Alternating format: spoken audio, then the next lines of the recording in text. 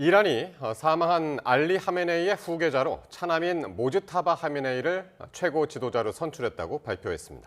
트럼프 미 대통령은 자신의 승인 없이는 오래가지 못할 것이라고 거듭 경고했습니다. 먼저 정유신 기자의 보도입니다. 이란이 차기 최고 지도자로 알리 하메네이의 차남인 모주타파 하메네이를 선출했다고 CNN 등이 현지 언론을 인용해 보도했습니다. 현지 시간 8일 이란 최고 지도자 회의는 사망한 아야톨라 알리 하메네이의 아들 모주타바 하메네이를 새 최고 지도자로 임명했다고 발표했습니다.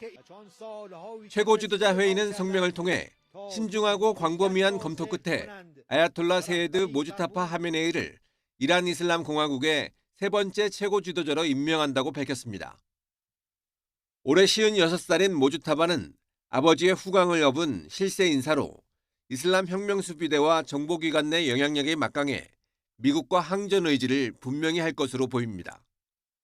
이란의 차기 최고 지도자가 결정됐다는 소식에 트럼프 대통령은 미국의 승인 없는 지도자는 오래가지 못할 것이라고 거듭 경고했습니다. 트럼프는 하메네이 아들은 절대 받아들일 수 없다며 반대 의사를 분명히 해왔습니다. Their leadership is just rapidly going. Everybody that seems to want to be a leader, they end up dead. 이스라엘 군도 성명을 통해 후계자가 누구라도 계속해서 추적해 표적으로 삼을 것이라고 경고했습니다. 이란은 절대 권력인 최고 지도자 선출은 누구도 간섭할 수 없다며 반발했습니다. حتی تهدید کرد گفت شماهای بعضیاتون که به ما پیغام داده بودین که اگر ما حمله بکنیم به ما میپیوندید اگر به تو این شرایط نیاید ما لوتون میدیم این نمیفهمه 이런 가운데 차기 후계자로 선출된 모주타파 하메네이가 유럽 곳곳에 4억 유로, 우리 돈으로 7천억 원 가까운 막대한 부동산을 실소유하고 있다는 의혹도 제기됐습니다. YTN 정준입니다. 도널드 트럼프 미국 대통령은 언제 전쟁을 끝낼 것인지를 이스라엘과 공동 결정하기로 하면서 이 베냐민 네타냐후 총리와 운명 공동체가 됐습니다. 지지율 반등에 성공한 네타냐후 총리가 이 전쟁을 정권 연장의 지렛대로 삼으려 한다는 분석이 나오면서 중동의 긴장이 더욱 고조되고 있습니다. 조성호 기자가 보도합니다. 네타냐후 이스라엘 총리는 전쟁을 반대하는 여론을 무시한 채 오직 트럼프 대통령 한 사람의 환심을 사는 데 집중했습니다. 이 전략은 대성공을 거두며 트럼프를 전쟁으로 끌어들였습니다. 트럼프 대통령은 종전 시점조차 네타냐후와 협의하겠다며 무한 신뢰를 보냈습니다. 심지어 내정 간섭 우려에도 불구하고 부패 혐의로 재판 중인 네타냐후를 즉각 사면하라며 이스라엘 대통령을 향해 전례 없는 압박을 가했습니다. That is why, of course, everything is on the table, but it has to be done according to Israeli law. 네타냐후 총리는 트럼프와의 공조를 과시하며 테헤란 상공의 완전한 장악을 선언하고 공세 수위를 높였습니다. וביחס למה שנעשה בהמשך באיראן, יש לנו תוכנית סדורה עם הרבה הפתעות. לערער את המשטר, לאפשר שינוי. 공세는 이란에만 국한되지 않습니다. 레바논 베이루트에서 이란 혁명수비대 고위 지휘관을 잇따라 사살하며 배후 세력 소탕에도 박차를 가하고 있습니다. כוח קודס, פגענו בהם, ואני אומר לכם שאין שום מקום בטוח לשלוחות הרשע האיראני בשום מקום במזרח התיכון או בביירות. 전쟁이 격화되자 네타냐후의 국내 지지율은 폭등했습니다. 네타냐후는 이 기세를 몰아 조기 총선 카드까지 만지작거리며 정권 연장을 노리고 있습니다. 하지만 법치를 외치는 내부의 반발과 장기전 우려 속에서 두 정상의 위험한 도박이 최종 승리로 끝날지는 여전히 미지수입니다. 트럼프와 네타냐후 두 사람이 약속한 공동결정은 이제 중동의 운명뿐 아니라 두 지도자의 정치적 숙명까지 결정짓게 됐습니다. YTN 조성호입니다. 중동 전쟁 열흘째 하메네이의 차남이 이란의 새 최고 지도자로 선출된 뒤에 이란과 이스라엘은 거센 맞공습을 벌였습니다. 중동 여러 나라의 민간 시설과 미군 기지 등에 이란의 공격이 계속되면서 곳곳에서 포성이 이어지고 있습니다. 이스라엘에 인접한 요르단에 YTN 특파원 나가 있습니다. 조수연 특파원. 네, 요르단 암만입니다. 예, 먼저 이것부터 좀 물어봐야겠는데요. 중동 현지에 체류 중인 한국인들의 그 탈출 행력이 지금 이어지고 있는데 요르단 분위기는 어떻습니까? 네, 전쟁이 시작된 이후 지난 열흘간 요르단에 머물고 있던 한국인 단기 체류자 330여 명이 출국한 것으로 파악됐습니다. 요르단은 이스라엘과 국경을 맞대고 있어서 연일 상공에서 미사일이 포착되고 또 공습 경보가 수시로 울리고 있는 만큼 안심할 수 없습니다. 오늘도 낮에 2차례 공습 경보가 있었습니다. 우리 정부는 중동 7개국에 내려져 있던 특별 여행주의보를 격상했는데요. 요르단의 경우 자르카시 동편 경계선 동부가 3단계 철수 권고 지역으로 상향 조정됐습니다. 제가 와 있는 수도 암만은 여전히 2.5단계 특별여행주의보가 유지되고 있어서 주 요르단 한국 대사관은 신변 안전에 각별히 유의해달라고 당부하고 있습니다. 바레인, 아랍에미리트, 오만, 카타르, 쿠웨이트는 전역이 3단계로 지정됐고요. 사우디아라비아는 아람코 정유시설이 있는 라스 타누라 등 일부 지역이 3단계 대상입니다. 네, 열흘째 전황도 좀 살펴보죠. 오늘도 이스라엘과 이란이 공습을 주고받았다고요? 네, 그렇습니다. 먼저 이스라엘군은 오늘 새벽에 또다시 파상 공습을 진행했습니다. 이란 중부의 정권 기반 시설을 타격했는데요. 이스라엘은 이란 정권을 흔들고 군사적 역량을 해체하겠다는 목표로 작전 수위를 높이고 있습니다. 동시에 레바논 베이루트에서 친이란 무장 세력 헤즈볼라를 겨냥한 공습도 이어가고 있습니다. 오늘 새벽 베이루트 남부에서 큰 폭발음이 들렸는데 이스라엘군은 헤즈볼라 기반 시설을 타격했다고 밝혔습니다. 이에 맞서 이란도 이스라엘로 미사일 여러 발을 발사했습니다. 이스라엘의 방공망이 즉각 작동해 미사일을 요격했습니다. 예, 그런데 이스라엘뿐만이 아니라 중동 여러 나라에서 이란의 미사일하고 드론 공격이 동시다발적으로 이어졌다면서요? 네, 그렇습니다. 모두 오늘 있었던 일인데요. 아랍에미리트 국방부는 방공망을 가동해 이란의 미사일과 드론 공격 위협에 긴급 대응했습니다. 바레인 마미르에 있는 정유시설도 공격을 받아서 화재와 물적 피해가 발생했는데요. 바레인 국영 석유공사는 중동 전쟁과 정유시설 공격으로 회사 운영이 차질을 빚고 있다며 불가항력을 선언했습니다. 이에 앞서 바레인 시트라 섬에서도 밤사이 이란의 드론 공격이 있었는데 바레인 보건부는 민간인 32명이 다쳤다면서 이 가운데 어린이를 포함한 4명은 중상이라고 전했습니다. 사우디아라비아 국방부는 동부 지역에 유전을 겨냥한 드론 공격이 있었고 이를 저지했다고 밝혔습니다. 또 이라크 바그다드 국제공항 인근에서는 미국 외교시설을 겨냥한 로켓과 드론 공격이 발생했는데 모두 요격은 됐습니다. 또 쿠르드족의 참전 가능성이 거론되면서 쿠르드족 거점인 이라크 북부 에르빌 일대에도 긴장감이 높아졌는데요. 에르빌 공항에서 가까운 미군 기지가 드론 공격을 오늘 받았습니다. 지금까지 요르단 암만에서 YTN 조수연입니다. 이스라엘이 이란 수도 테헤란의 석유 시설에 대한 대대적인 폭격을 가하자 이란은 강력한 보복을 다짐하면서 유가 $200를 감당할 수 있겠냐면서 위협했습니다. 가뜩이나 치솟는 유가가 골치 아픈 미국도 예상을 뛰어넘은 이번 이스라엘의 공격에 불편한 기색을 표한 것으로 전해졌습니다. 박영진 기자가 보도합니다.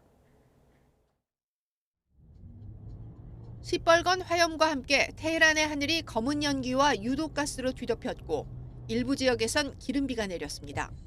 이스라엘은 테헤란을 비롯한 이란 전역의 연료 저장 시설 30여 곳을 집중 타격했습니다.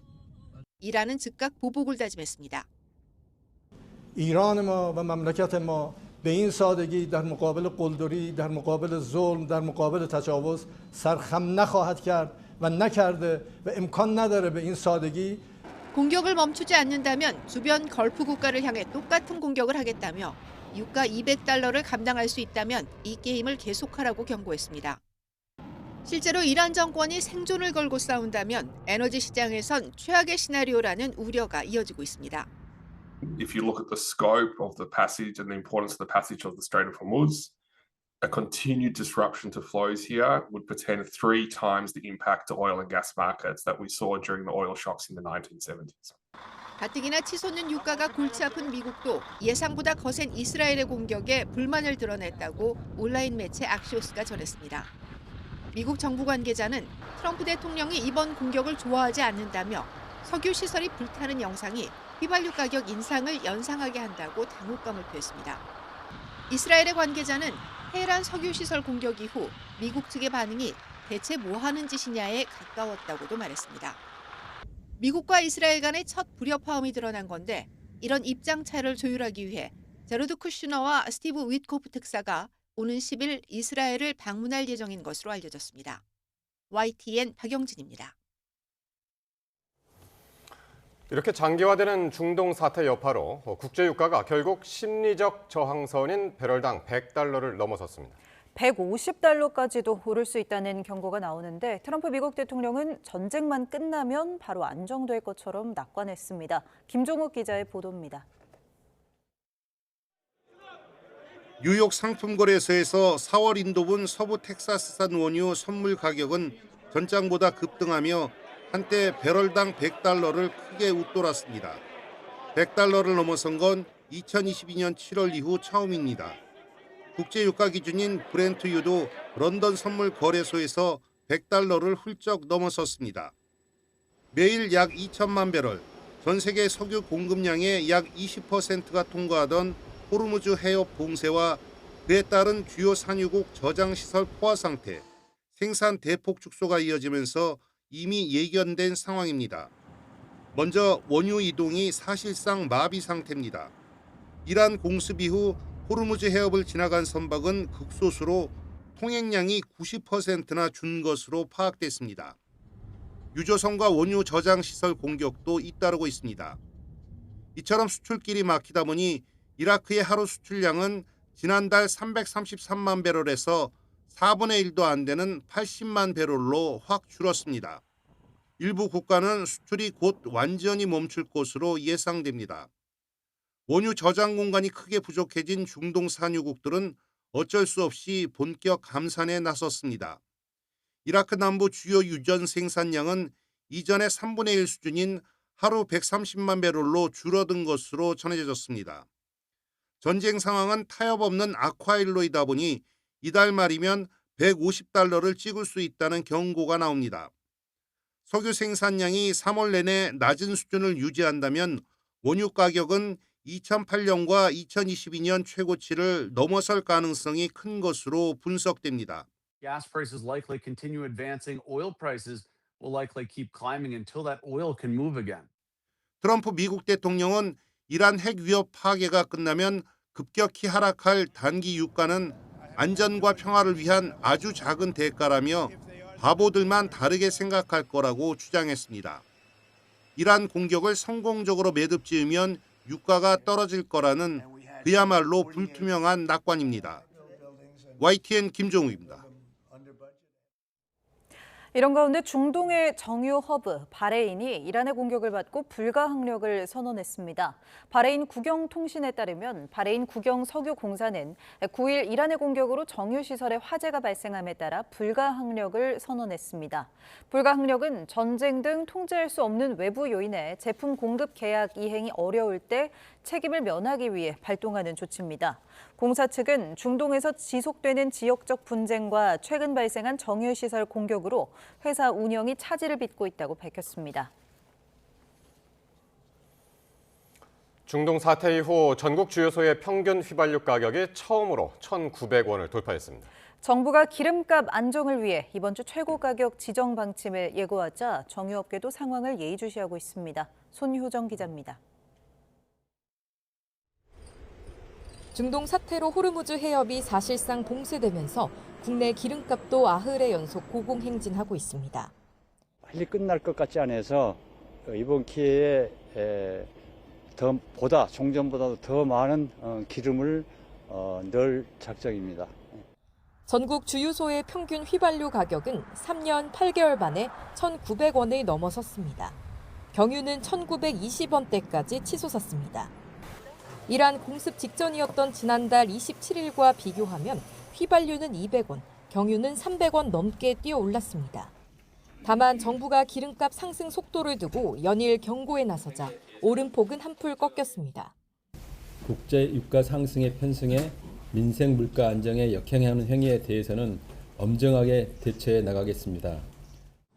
기름값을 일정 수준 이상 올리지 못하도록 하는 최고가 지정 시행이 초읽기에 들어가자 정유 업계의 긴장감도 높아졌습니다. 정부 방침에 적극 협조하겠다고 밝혔지만 정유사 출고 가격 조정 여부와 최고가 지정 유지 기간 등 구체적인 방침에 촉각을 기울이고 있습니다. 이와 함께 최고가 지정에 따른 손실 보전과 같은 보완책도 필요하다는 입장입니다. 정부가 최고 가격제를 어떻게 운영하고 지정하고 관리할지에 대한 구체적인 안이 나오면은 그때 말씀드릴 수 있을 것 같고. 이런 가운데 중동 지역에 진출한 일부 기업은 현지에 파견한 직원들을 철수시키기 시작했습니다. 현대차, 기아는 필수 인력을 제외한 직원과 가족을 임시 귀국시키고 있고 LG전자는 이란과 이스라엘 상주 직원을 근처 국가로 대피시켰습니다. 다른 기업들도 현지 직원을 재택근무로 전환하고 현지 상황에 따라 철수 여부를 결정할 방침입니다. YTN 손유정입니다. 국제유가가 치솟으면서 국내 증시는 큰 폭으로 하락했습니다. 원달러 환율도 1,500원대에 근접하면서 외환 당국이 구두 개입에 나서기도 했습니다. 김태민 기자의 보도입니다.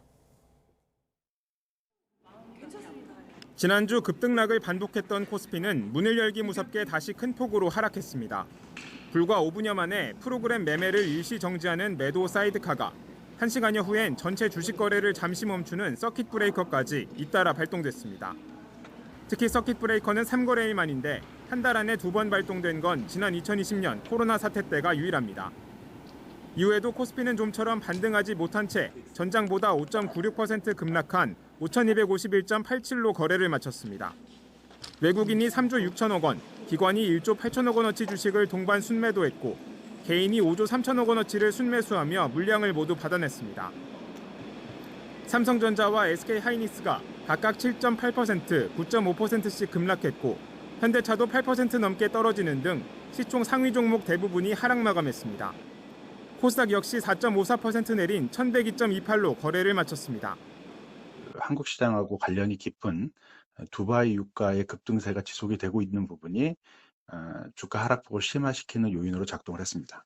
장기화된다면 실물 경제 충격으로도까지 이어질 수 있는 요인이기 때문에 국제정세 악화로 안전자산인 달러 선호 현상이 강해지면서 원달러 환율도 2009년 글로벌 금융위기 이후 최고 수준으로 치솟았습니다. 원달러 환율이 19원 넘게 오른 1,498원대를 오가며 심리적 저항선인 1,500원대를 위협하자 외환당국이 구두 개입에 나서기도 했습니다. 한국은행은 현재 금리와 원화 환율이 우리나라 경제의 기초 체력에 비해 과도한 변동성을 보이는 만큼 필요하면 적절한 시장 안정화 조치를 취하겠다고 밝혔습니다. 원달러 환율은 1,495원으로 주간 거래를 마쳤습니다. 하지만 국제유가가 배럴당 100달러를 넘어선 데다 외국인 주식 매도세까지 이어지면서 원화 약세 압력은 앞으로도 커질 수 있을 전망입니다. YTN 김태민입니다. 네, 중동 지역이 화염에 휩싸인 지 열흘째 상황 전문가들과 함께 말씀 나눠보겠습니다. 성일광 서강대 유로메나 연구소 교수 그리고 양욱 아산정책연구원 연구위원과 자세한 내용 짚어보겠습니다. 어서 오십시오. 어서 오십시오. 네, 안녕하십니까. 자, 먼저 이 하메네이의 차남인 모주타바 하메네이가 이란의 새 최고 지도자로 선출이 됐습니다. 트럼프 대통령이 용납 불가하다, 절대 안 된다 했던 인물이잖아요. 네네. 예, 어떤 의미가 있습니까? 강대 강이죠. 당신이 안 된다 그래서 우리가 못할 것 같냐?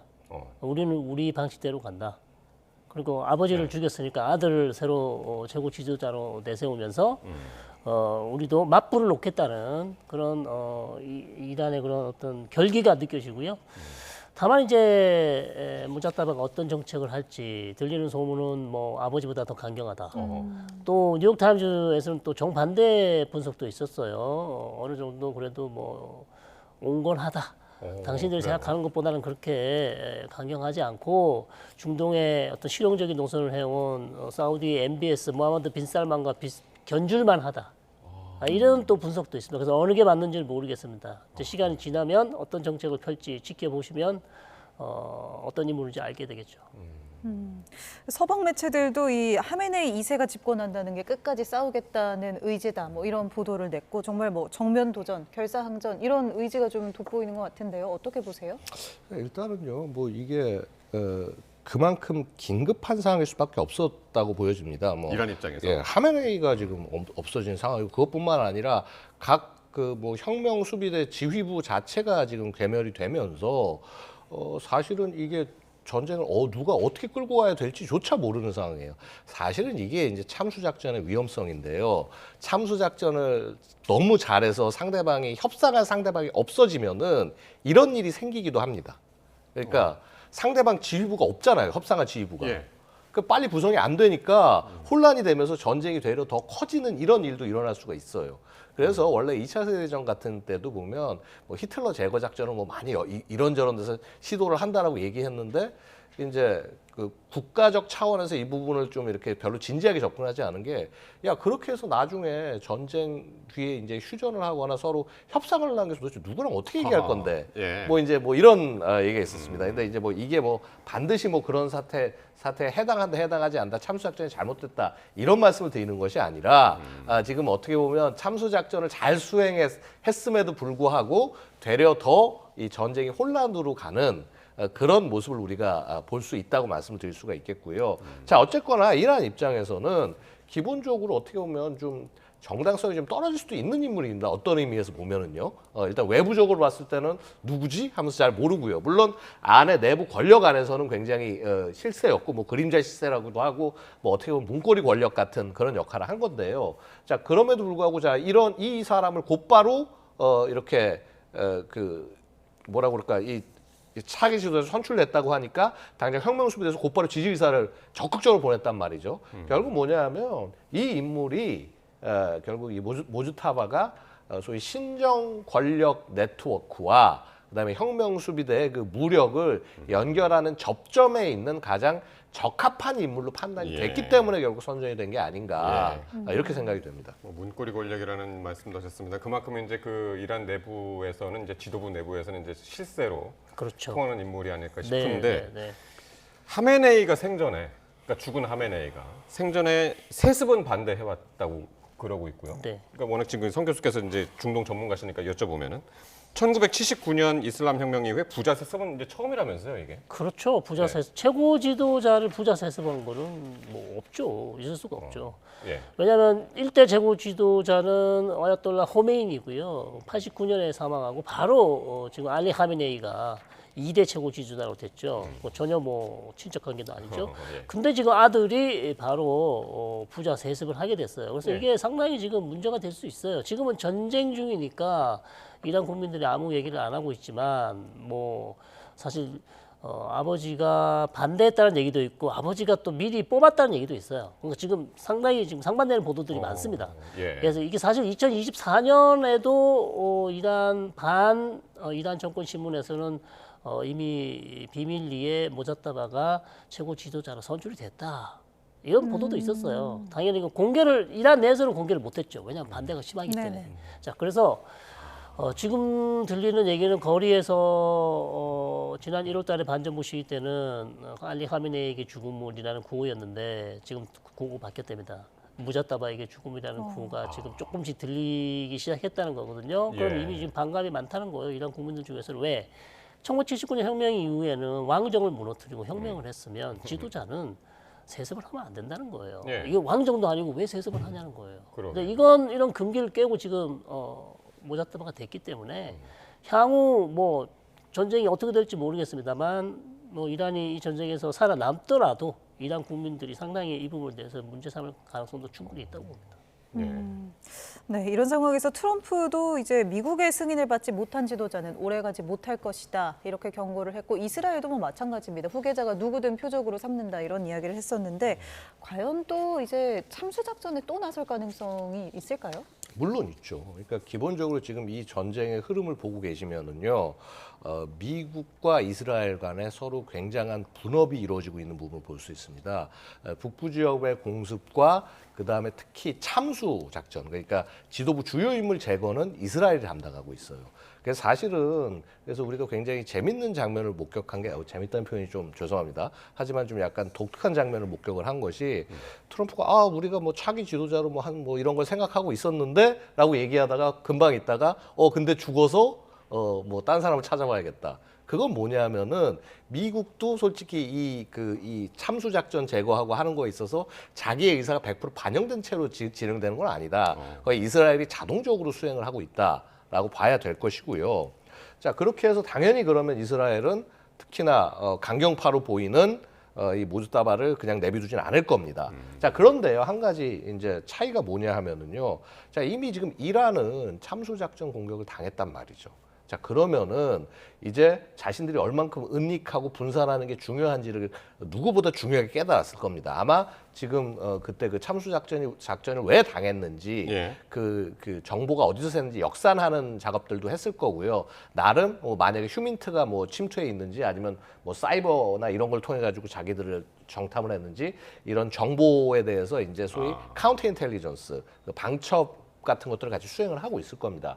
즉 뭐냐 하면요, 이제 지금 이란 같은 경우에는 조금 지휘 체계의 효율성이 떨어진다고 하더라도 최대한 지휘부가 은닉하고 그다음에 분산된 상태로 갈 가능성이 높고요. 결국 이거는 참수 작전을 하는 측에 있어서는 상당히 이 작전 수행에 어려운 조건이 됩니다. 그래서 결국 그런 또 다시 창과 방패의 대결이 펼쳐지지 않을까. 즉 참수 작전을 위한 정보 수집 능력과 그다음에 이것을 피하기 위한 은닉 분산 간의 그 싸움이 계속될 것이다. 그렇게 생각합니다.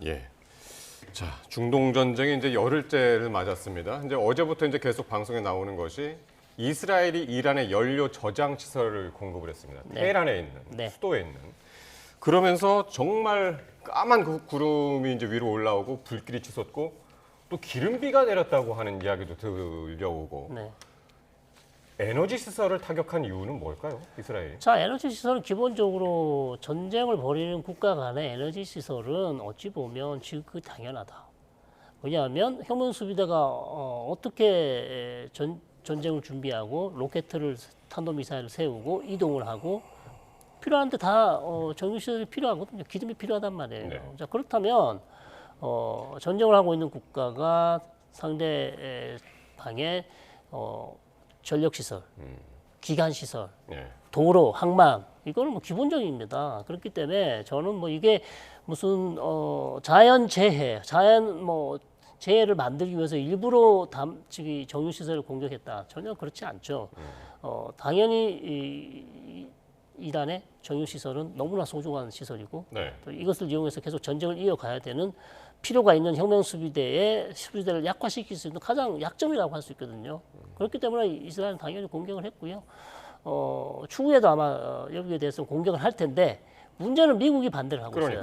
미국이 반대하는 이유는 자연재해 때문이 아니고 유가가 올라가기 때문에 반대를 하고 있는 거죠. 유가가 너무 올라가니까 그 부분에서 반대를 하고 있는데 이 부분에 대해서는 역시 미국과 이스라엘 간에 약간의 불협화음이 있는 것은 맞는 것이죠. 그러니까 아무래도 트럼프 대통령 입장에서는 미국 내 물가 안정이 좀 최우선 과제이기도 한데 이제 그런 점 때문에 좀 불협화음이 이제 생기고 있다고 보시는 거죠? 그렇죠. 경제 문제를 아무래도 생각할 수밖에 없는 미국과 이스라엘 입장에서는 그건 미국이 생각할 일이고 나는 잘 모르겠다. 우리는 우리의 목표물을 향해서 그냥 끝까지 가겠다라는 이스라엘의 생각이죠. 그러니까 전쟁에서 이기려면 무슨 짓을 이건 아니잖아요. 사실은 지금에 와가지고 현대 사회에서 옛날에야 그럴 수도 있겠지만 민간인 사살이라든가 그런 것도 있을 수 있지만은 그러니까 미국의 반응이 오히려 좀 더 상식적인 것 같기도 하고.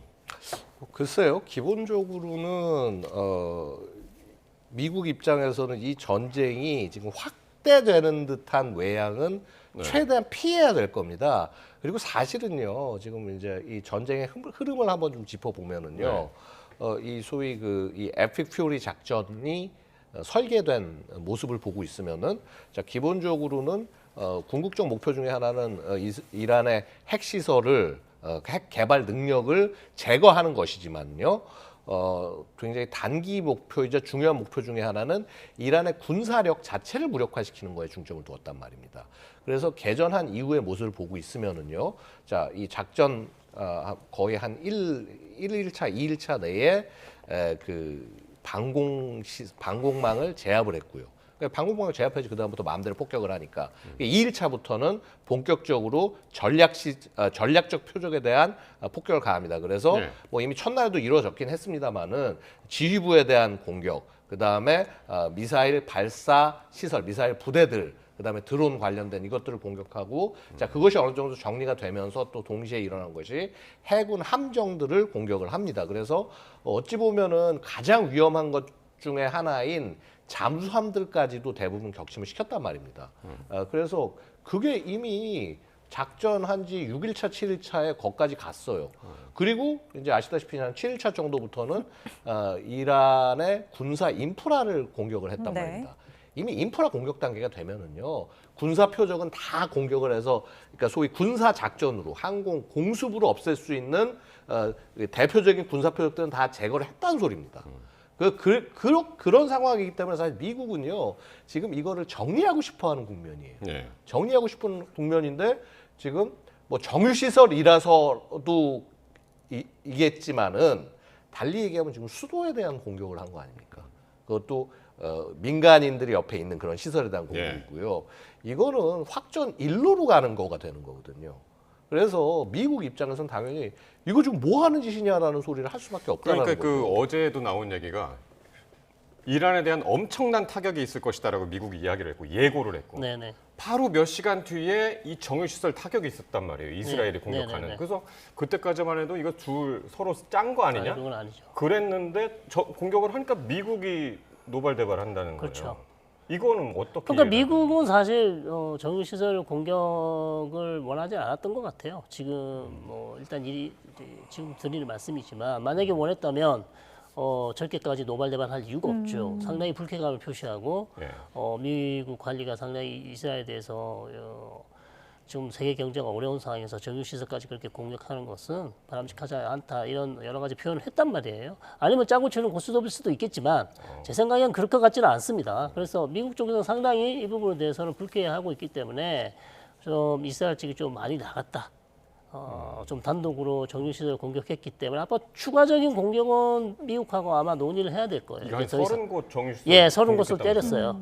근데 뭐 이란도 걸프 국가에 정유시설 때렸습니다. 그렇죠. 그러니까 지금은 사실 그건 뭐 맞대응 차원인지 뭐 그렇게 이해하면 그렇죠. 이란이 가장 아픈 부분, 경제적으로 가장 중요한 부분에 그런 자원을 계속 때리는 거죠. 그렇게 해서 최대한 이 전쟁을 계속 이란이 아프도록 하는 게 지금 이스라엘의 목표니까요. 이렇게 연료 저장하는 곳 공격에 이어서 이제 담수화 시설까지 또 서로 공습을 하기도 했는데 사실 걸프 국가들은 이 해수 담수화 시설이 뭐 생명수나 마찬가지 같은 시설이잖아요. 대부분 식수를 여기에 의존하고 있고 이 부분에 대해서 이제 다른 걸프 국가들과의 어떤 관계도 좀 그러니까요. 이게 결국 이제 보시면은 앞에는 정유시설을 공격을 했잖아요. 그런데 담수화 시설로 바뀐다라는 거는 일단 표적으로서 정유시설보다 담수화 시설 쪽이 훨씬 더 공격이 더 쉽기 때문이겠죠. 이 담수화 시설에 관한 예를 들어서 방공망이나 방호망이 정유시설만큼 철저하게 되어 있지 않습니다. 게다가요, 이게 효과가 사실은 이 정유시설이라는 거 물론 굉장히 비싸기도 하고 하지만은 의외로 이렇게 다시 설치를 하는 게 생각보다 빠를 수 있어요. 최소한 담수화 시설이 무너진 거를 재건하는 것보다 정유시설을 재건하는 게 훨씬 더 빠릅니다. 그 다음에 또 더 큰 건 정유시설 재건이 빠르다고요? 예, 상대적으로 더 빠릅니다. 예. 그리고 왜냐면 이거는 담수화 시설은 대대적인 토목공사예요. 예. 그리고 그 다음에 이제 이런 거죠. 이 국민들에 관한 압박은요, 정유시설을 공격하는 것보다 그 담수화 시설을 공격하는 게 그 나라 개개인적으로 훨씬 더 아픕니다. 그 다음에 또 하나, 정유시설을 공격하게 되면 전 세계 국가들이 가만히 있질 않죠. 그래서 심지어 뭐 유럽에서 뭐 지금이야 다시 얘기가 잦아들었습니다만 참전을 할 수 있다는 얘기까지 나오고 있지 않았습니까? 이게 국제 인도법에도 좀 위배되는 건가요? 담수화 시설까지 건드린다는 게? 그 부분에 대해서는 아마도 좀 이 민간인들을 겨냥을 하게 되는 거기 때문에 당연히 이런 부분에서 제한은 있을 겁니다. 그런데 지금 이러한 입장에서는 어쨌거나 상대적으로 쉬운 표적, 그리고 상대적으로 파급력이 더 큰 표적을 찾아서 이렇게 공격을 하는 과정에서 담수화 시설이 공격의 대상이 되지 않았을까, 뭐 이런 그 추정도 가능하겠습니다. 근데 그 딜레마가요. 네. 보시다시피 이 수치를 보시면 사우디나 쿠웨이트나 카타르 담수화 수치가 훨씬 높습니다. 식수에서 담수를 해서 담수가 차지하는 식수 비율이 사우디나 쿠웨이트나 걸프 국가가 훨씬 높아요. 80에서 90%. 예, 이란은 10%도 안 돼요. 그러니까 그걸 공격하면 오히려 반격을 당하면 아랍에미리트 같은 국가는 국민들이 어마어마한 고통을 겪을 수 있어요. 물을 사와야 돼요, 이제. 이걸 맞으면. 그러니까 걸프 국가는 손쉽게 지금 공격할 수가 없죠. 이란의 이런 담수 시설을. 오히려 지금 그리고 정유 시설을 지금 계속해서 막고 있지만 이란에 대한 반격을 군사적 수단을 쓰지 못하고 있잖아요. 그런 측면에서 지금 어려운 측면이 있다 이렇게 보시면 되겠습니다.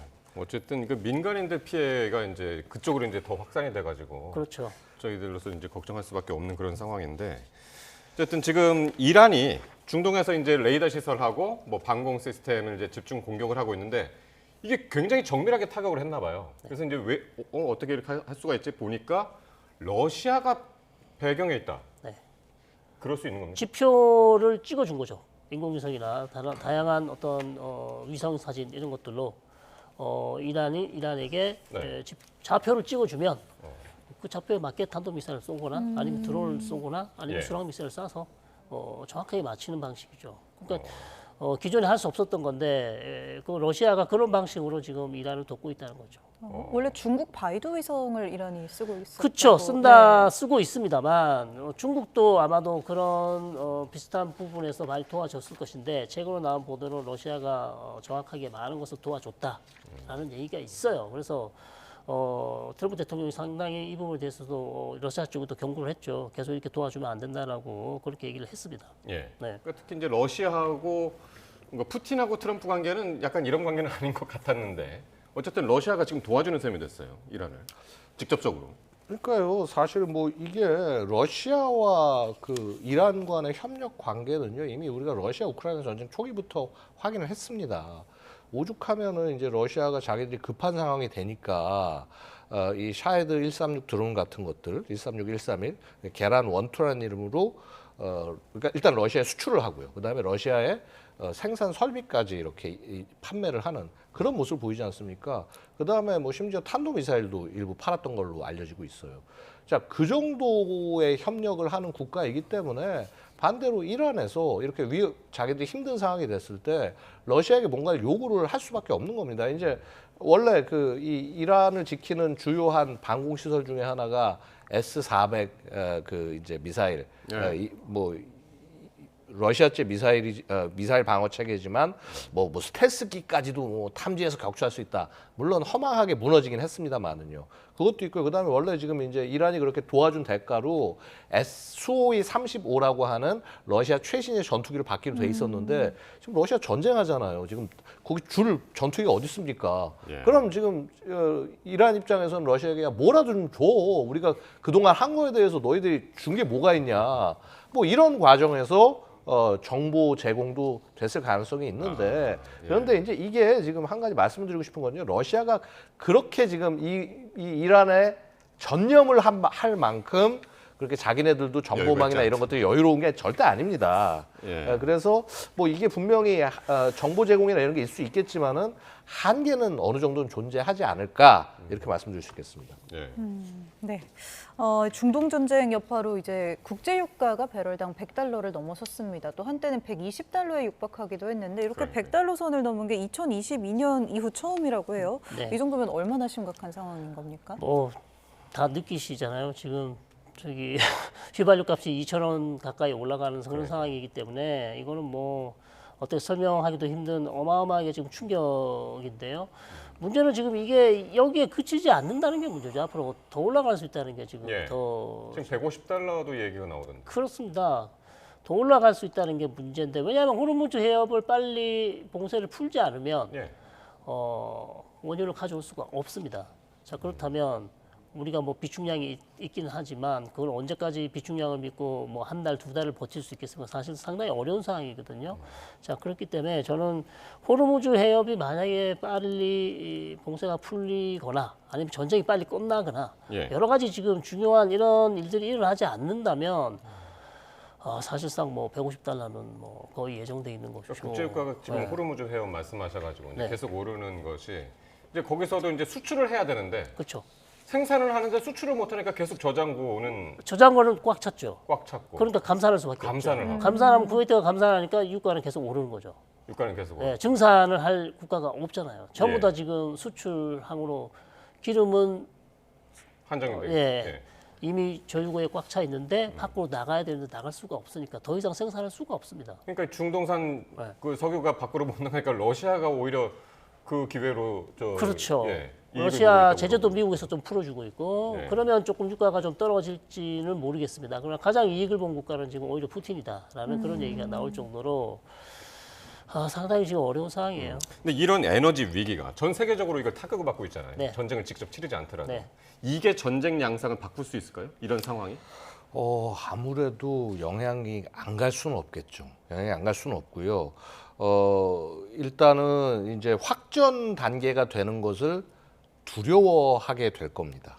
특히나 미국 같은 경우는 더 끌고 가고 싶지 않을 거예요. 지금 아마 웬만한 목표가 달성이 되면은 이거 승리를 선언을 하고 발 빼고 싶어 할 겁니다만은 근데 이제 그게 생각처럼 쉽게 되겠느냐. 결국은 지금 이 모즈타바를 중심으로 하는 새 지도부와 협상을 끌어낼 수 있냐 없냐가 가장 관건이 될 거예요.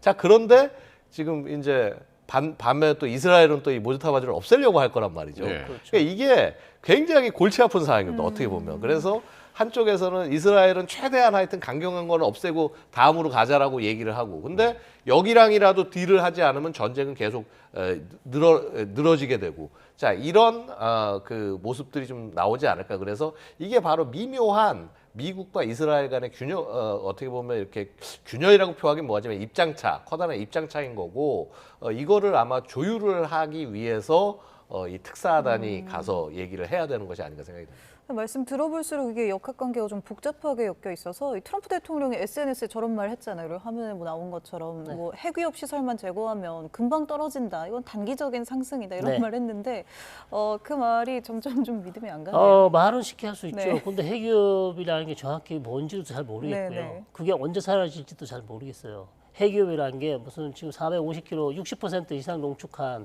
이란이 갖고 있다는 그거를 가서 뭐 가지고 나오면 핵위협이 없어지는 건지 뭐 특수부대 투입도 얘기가 나오고 있는데 그러면 없어지는 건지 아니면 핵시설을 작년에 완파했다 그러는데 또 추가적으로 또 공격을 해서 진짜 완파를 하면 핵위협이 없어지는 건지 알 수가 없습니다. 트럼프가 원하는 것이 뭔지 애매모호한 자기만 아는 어떤 그런 어법을 쓰고 있기 때문에 그러니까 전문가들도 여기 이걸 보는 뭐 미국이 지금 원하는 게 뭐야, 트럼프의 목표가 뭐야, 이게 다 이제 말씀하시는 게 달라가지고 저희도 헷갈리는데 어쨌든 지금 미국으로서는 이런 상황 열을 넘게 이어가고 있는 이런 상황이 좋지만은 않은 것이 개전 나흘 만에 우리 국방 예산의 10분의 1에 달하는 비용을 썼을 정도로 지금 이제 상당히 이제 비용을 많이 쓰고 있고 이러면서 이제 무기 고갈에 대한 우려. 이런 게 지금 나오고 있어요. 당연히 그럴 수밖에 없죠. 지금 이제 100시간 작전이 아마 거의 집중적인 공습 작전이었는데 이때 쓴 돈이 37억 달러 정도 해당한다고 해요. 이게 CSIS 자료인데 이게 보면 우리 돈으로 환산하면 5조 5천억 원이거든요. 하루 일주가 넘는 거죠. 그러니까 하루는 이제 9,140만 달러. 그러니까 한 뭐 1조 한 3천억 정도 해당한다고 하고요. 이게 감당이 안 되는 겁니다. 그런데 이제 한 가지 차이는 뭐냐면요. 이게 반드시 또 이렇게만 볼 것은 아닌 게 처음에 100시간 동안은 있는 자산 없는 자산 고가 자산까지 전부 다 투입해가지고 해서 집중적으로 수행을 합니다. 그리고 작전 초기에 제가 아까 말씀드렸듯이 작전 한 6일차, 7일차까지는 굉장히 높은 하이템포로 작전을 해야 되기 때문에 굉장히 많은 비용이 소모가 되는데 자, 그 다음 단계로 넘어가면 상대적으로 비용은 내려가게 되어 있어요. 그리고 사실 아까도 말씀드렸다시피 이미 군사적 표적은 거의 대부분 제거가 된 상태입니다. 그러니까 이게 이제는 작전이 어떤 수준이 되냐면 자, 이 안에 막 지하에 숨어가지고서 몰래 발사하는 미사일이나 드론들 같은 것들을 찾아가지고 경멸하는 건데 사실 이거는 지상군이 가가지고 가서 아예 점령해가지고 거기를 털어내거나 네. 그렇지 않으면은 완전히 방공망을 장악한 상태에서 이제 방공망을 제압한 상태에서 하늘을 장악하고 내내 상공에서 대기하면서 초계하다가 뭔가 공격이 있다 그러면 그거 쫓아가서 이제 공격하고 이런 식으로 대응할 수밖에 없는 그런 거예요. 그러니까 이제 사실은 우리가 생각하는 막 전쟁에서 막 엄청나게 서로 치고받고 싸우는 거는 이미 그거는 애초에 있지도 않았고 일방적인 공격이었고 지금 이제 이 몰래 써서 공격하는 쪽과 이제 그것을 찾아내려는 그런 작전 단계로 바뀌어가는 거죠. 그러니까 미국 입장에서 아까 트럼프 뭐 얘기한 게 뭐 야 뭐 핵능력 제거하면 이거 된 거다. 네, 뭐 평화 찾아온다. 네. 그거 왜 그러냐면 지금 전쟁 빨리 끝내고 싶단 말이에요. 지금 어쨌거나 정치적 승리를 어떤 식으로는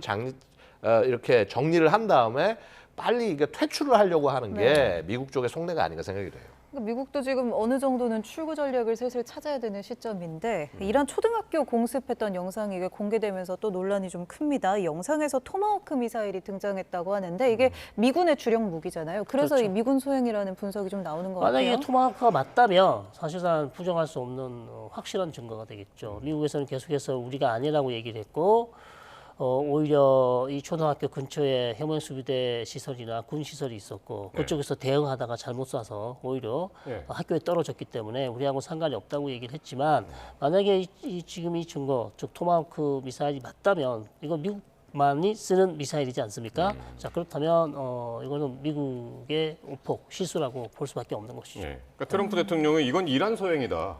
우리가 한 게 아니다라고 얘기를 해가지고 이게 첫날이었잖아요. 2월 28일 첫날. 그러니까 이게요. 그러니까 지금 제가 이제 한 가지 말씀드리고 싶은 건 이겁니다. 이게 과연 표적을 어떻게 이런 표적이 선정이 됐냐. 사실은 이제 이 되게 중요한 게 전쟁을 하기 전에 되게 중요한 게 뭐냐면요. 표적이 뭔지 파악을 하는 겁니다. 그래서 표적을 제거를 하는 게 전쟁 작계의 굉장히 중요한 부분이에요. 그래서 이번에도 보면은 아까 말씀드린 100시간 작전을 하면서 개전 첫날부터 척에 제거해야 되는 표적이 1000개가 넘었습니다. 근데 그럼 이 1000개가 넘는 표적을요 분석하고 정리하고 하려면은 사람들이 굉장히 거의 한 100여 명 넘는 사람들이 달려들어서 몇 개월을 심지어 수년을 분석을 하고 준비를 해야지 가능한 건데요. 이게 이번에 보면은 그걸 사람이 한 게 아니라 AI가 했어요. 그 얘기 계속 나오고 있지 않습니까? AI가 전쟁에 참여했다. 그러니까 이게 뭐냐면은 이스라엘이 이미 이제 그 지난 그 하마스 전쟁 때도요 보면은 가자 지구의 터널들 이렇게 그 공격을 하고 할 때 터널 입구 찾는 게 되게 힘들거든요. 근데 이제 그거를 CCTV 같은 것들을 갖다가 교통 TV 이런 것들을 이제 해킹해가지고 해서 정보를 수집한 다음에 소위 성인 남성, 총 들고 싸울 수 있는 성인 남성들이 가장 많이 왔다 갔다 하는 데를 찾아서 요거네 하면서 그 데이터를 바탕으로 해서 표적을 식별해서 만들어 나갔습니다. 그게 AI로 한 거예요.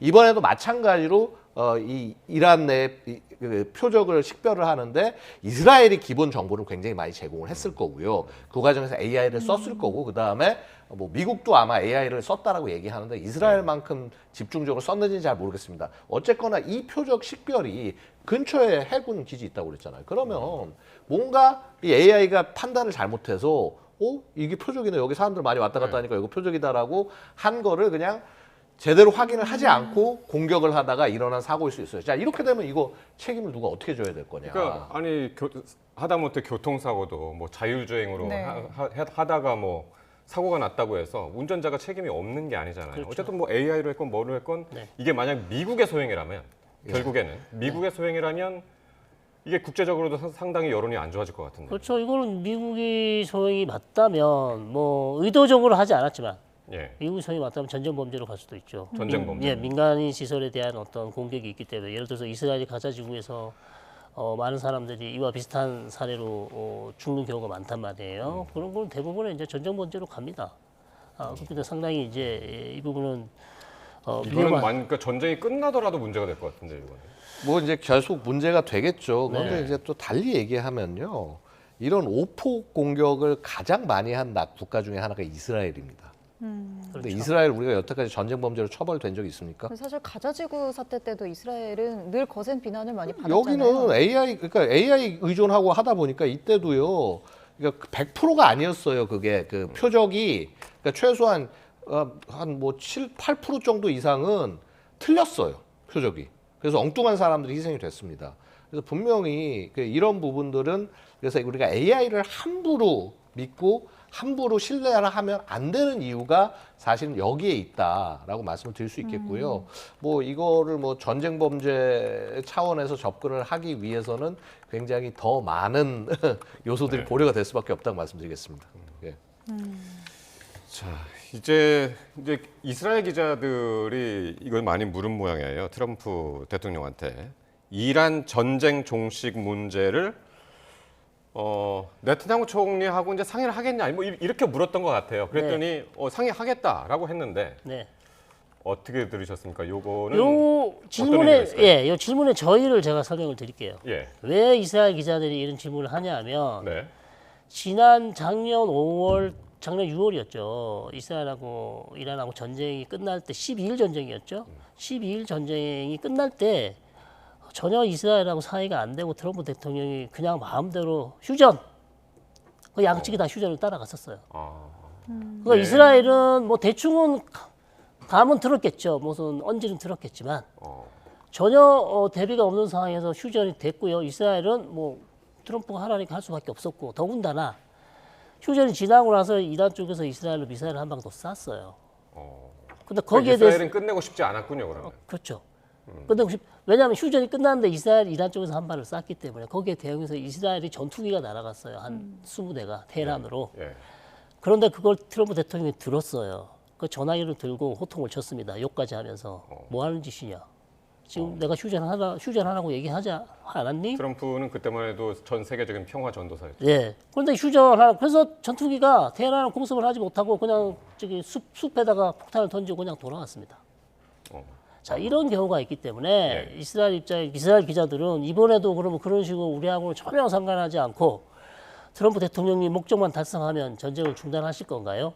막 이런 이유로 물어봤을 거예요. 가자지구도 마찬가지예요, 지금. 사실 트럼프가, 나타냐후가 마치 트럼프를 다 하는 것 같지만 하나씩 뽑아보면요. 가자지구도 지금 나타냐후가 원하는 방식으로 가지 않아요. 트럼프 대통령이 원하는 방식으로 가고 있습니다.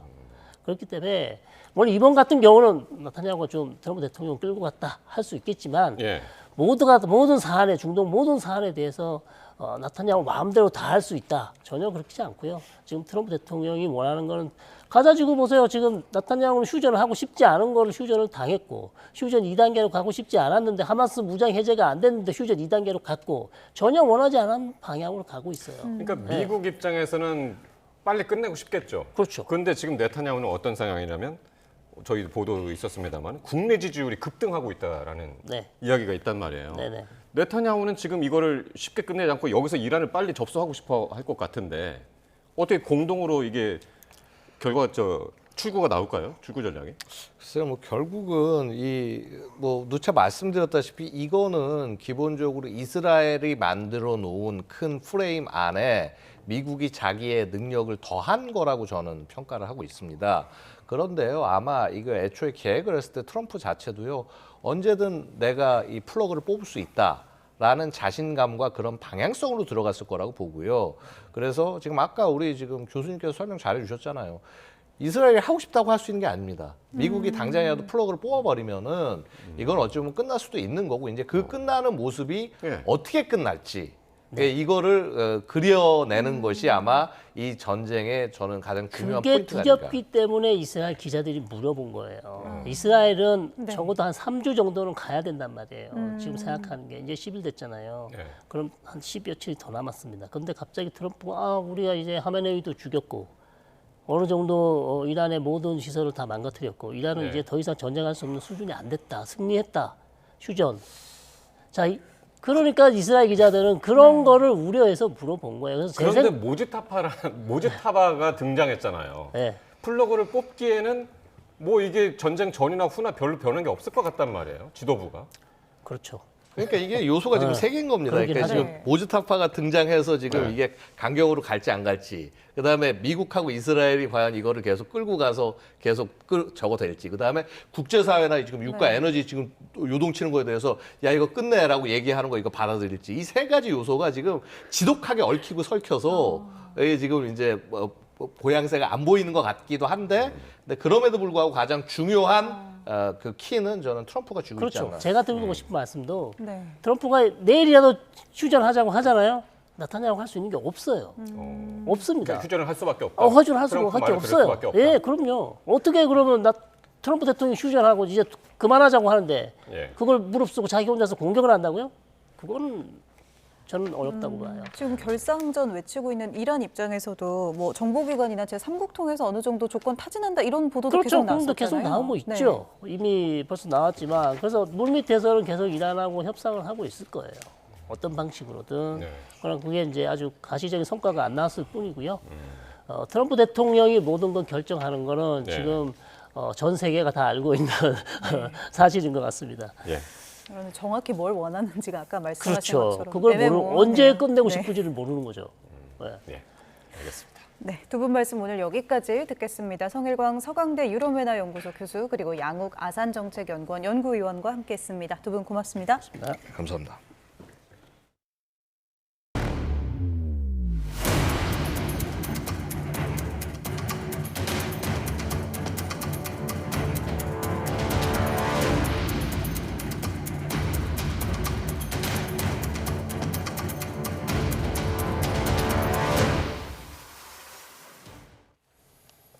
하메네이의 차남이 최고 지도자로 선출이 되자 이란 군부는 기다렸다는 듯 완전한 복종을 맹세했습니다. 그동안 그림자 권력으로 세력을 키워온 모즈타바의 집권 배경엔 이란 군부인 혁명수비대의 입김이 작용했다는 분석이 나오고 있습니다. 권준기 기자의 보도입니다. حفظه تعالی را بر اساس رأی قاطع نمایندگان محترم مجلس خبرگان 이란 국영방송의 공식 발표 이후 거리에는 새 최고 지도자 선출을 환영하는 군중의 행렬이 이어졌습니다. آقا مجتبی انتخاب شدن. آقا مجتبی واقعا مثل پدرشون و واقعا لایق‌ترین و شبیه‌ترین کسی که ممکن بود. 이란 혁명 수비대는 즉각 새 지도자에게 충성을 맹세하는 성명을 발표했습니다. 완전한 복종을 서약하며 모즈타바의 지시에 따를 준비가 돼 있다고 밝혔습니다. 하메네이의 차남인 모즈타바는 그동안 정부의 공식 직책을 맡지 않은 데다 종교적으로도 중급 성직자 수준에 머물렀지만 꾸준히 막강한 그림자 권력으로 지목되었습니다. 아버지 옆에서 권력 핵심 인물들과 긴밀한 관계를 유지하며 이란 군부와 정보기관의 실세로 자리매김한 겁니다. 2009년 대선 때는 강경 보수 후보인 아마디네자드의 선출을 마쿠에서 이끌며 정치적 영향력을 더욱 키운 것으로 알려졌습니다. 세습 권력을 부정하는 이란 체제에서 그를 왕자라고 부르며 비판하는 시각도 적지 않았지만 군부의 지지를 등에 업고 세력을 확장해왔습니다. 이 때문에 모즈타바의 선출은 미국과 이스라엘의 공습 이후 더 커진 이란 군부의 목소리가 반영된 결과란 분석이 나옵니다. 그 혁명수비대라고 이란의 최정예 그 무장 조직과 같은 친분이 있는 조직이기 때문에 아마도 혁명수비대의 어떤 혁명수비대 옹립한 혁명수비대 밀던 후보라는 얘기가 많았었고 그런 점에서 상당히 좀 정치적인 입김이 작용한 것이 아닌가 혁명수비대에. 모즈타바의 경쟁자로 꼽혔던 이란 안보수장 알리 라리자니도 새 지도자를 중심으로 단결하자고 촉구했고 이란 지원을 받는 레바논과 예멘의 무장 세력도 모즈타바의 선출을 환영하며 이란의 적들에게 강력한 타격이 될 것이라고 평가했습니다. YTN 권준기입니다. 이란이 이렇게 모즈타바를 최고 지도자로 선출하면서 미국의 대이란 공격은 더 거세질 것으로 보입니다.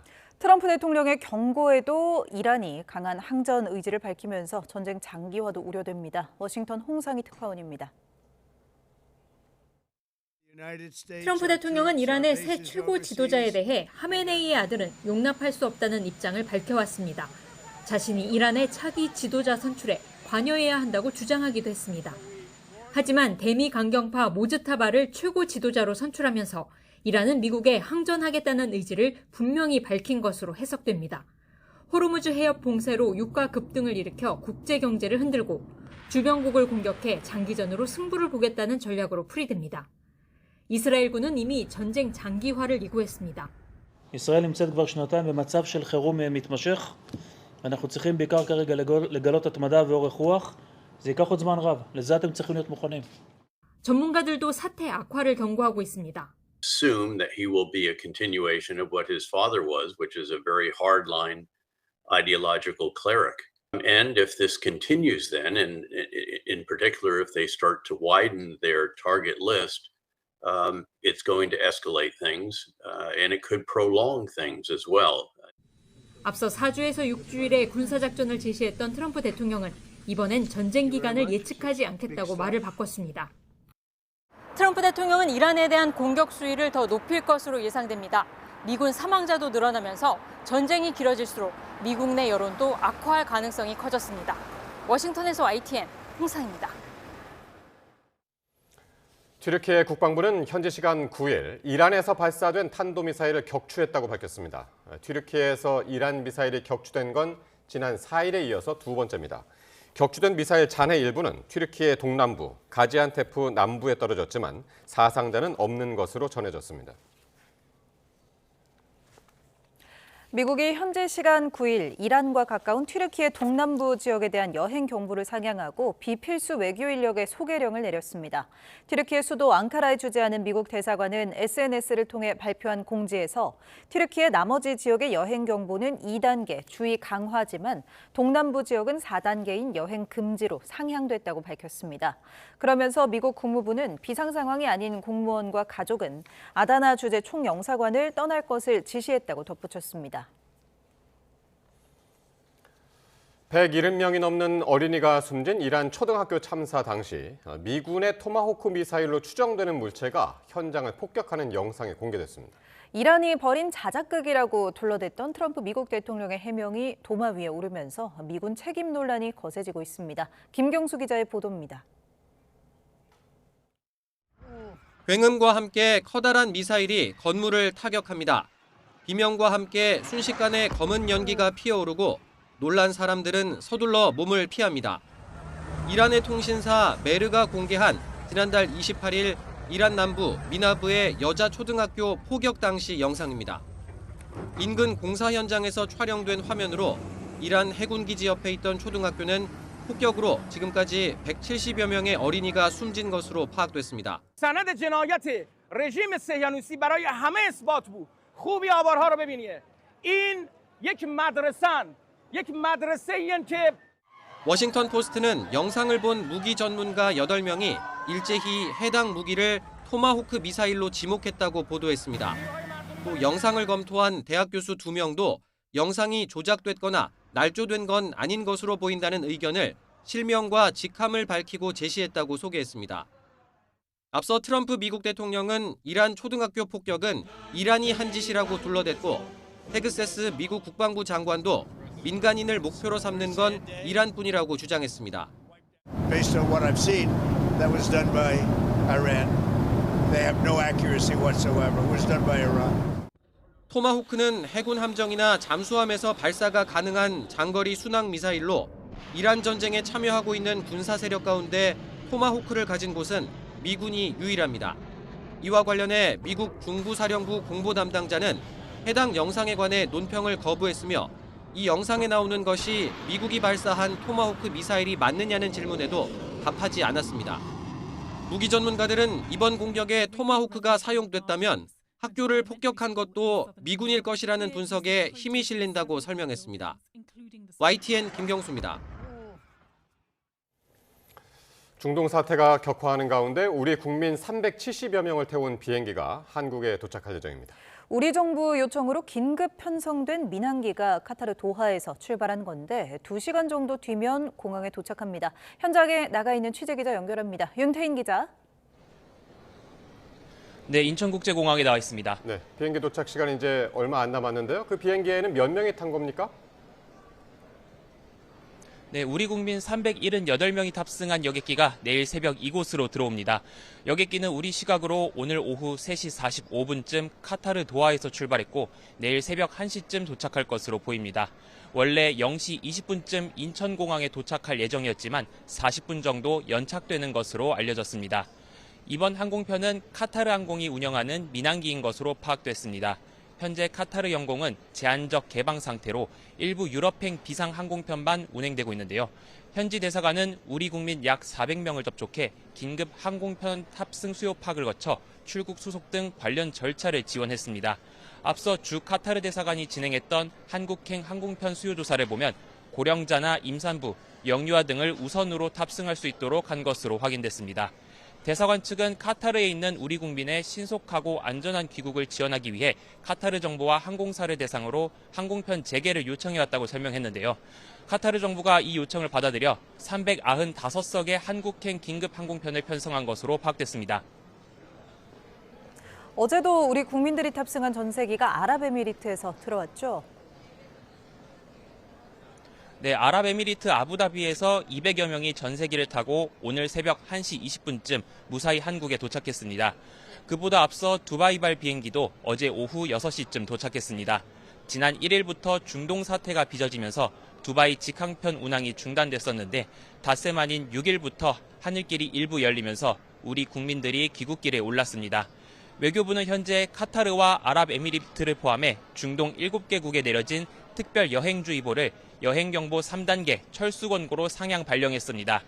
외교부는 다른 중동 국가에서 아직 귀국하지 못한 국민들이 신속하고 안전하게 귀국할 수 있도록 총력을 기울일 것이라고 말했습니다. 지금까지 인천국제공항에서 YTN 윤태인입니다. 중동 지역에 발이 묶인 우리 국민이 현지 공관의 도움을 받아 탈출하는 일이 계속되고 있습니다. 외교부는 주 레바논 대사관이 현지 시간 8일 단기 체류 우리 국민과 캐나다 국적 재외동포 등 10명이 출국할 수 있도록 방탄차를 포함한 공관 차량 석 대를 이용해 베이루트 국제공항으로의 이동을 도왔다고 밝혔습니다. 또 같은 날 주 쿠웨이트 대사관 역시 차량을 이용해 우리 국민 19명을 육로로 사우디아라비아 리야드까지 무사히 이동시켰다고 전했습니다. 이와 함께 주 오만 대사관은 주 오만 싱가포르 대사관과 협의해 현지 시간 지난 7일과 8일 한국인 4명이 싱가포르 정부에서 마련한 전세기를 타고 출국할 수 있도록 했다고 설명했습니다. 중동 사태로 호르무즈 해협이 봉쇄되면서 페르시아만에 고립된 우리나라 선박 26척이 필수 물품을 한 달치 이상 보유한 것으로 파악됐습니다. 해양수산부는 김성범 장관 직무대행이 고립된 우리 선박이 가진 식료품과 유류 등 필수 품목 보급 현황을 점검한 결과 이같이 확인했다고 밝혔습니다. 특히 중동 현지에서도 교대 기한이 도래한 선원의 교대가 정상적으로 이뤄지고 있어 어젯밤 10시 기준 페르시아만 내에 있는 한국인 선원은 모두 183명으로 파악됐습니다. 국제유가가 심리적 저항선인 100달러를 돌파한 데 이어서 이 원달러 환율도 1,500원 턱 밑까지 올라가면서 우리 경제가 충격을 받고 있습니다. 특히 고유가 고환율 직격탄으로 경기 침체 속에 물가가 급등하는 스태그플레이션 우려가 커지고 있습니다. 보도에 오인석 기자입니다. 국제 유가가 3년 8개월 만에 배럴당 100달러를 넘으면서 우리 경제는 금융 외환시장과 실물 경제 모두 큰 충격을 받고 있습니다. 원달러 환율은 위험 회피 심리와 강달러 분위기가 고조되며 하루 만에 20원 가까이 급등했습니다. 외국인의 순매도도 환율 상승을 부추겼습니다.